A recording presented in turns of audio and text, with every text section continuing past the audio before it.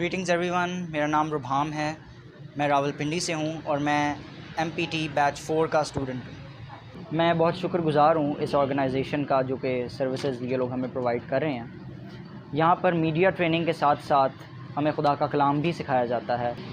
सबसे पहले हमारा डिवोशन का सेशन होता है, फिर एक वीक में हमारी मिशन एंड इवेंजलिज्म, लीडरशिप और डिसाइपलशिप की क्लासेस होती हैं। और यहाँ पर लाइफस्टाइल बहुत ही अच्छा है। हमें संडे का दिन मिलता है ताकि हम खुद से कुकिंग कर सकें। हर एंगल से हर किस्म की ट्रेनिंग यहाँ पर मिल रही है।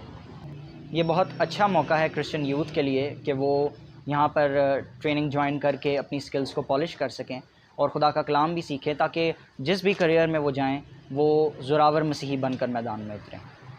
जो मुझे सुन रहा है, मैं आपको भी इनकरेज करूँगा कि आप इस ट्रेनिंग को ज्वाइन करें ताकि आप अपने करियर में कामयाब हो सकें। God bless you all.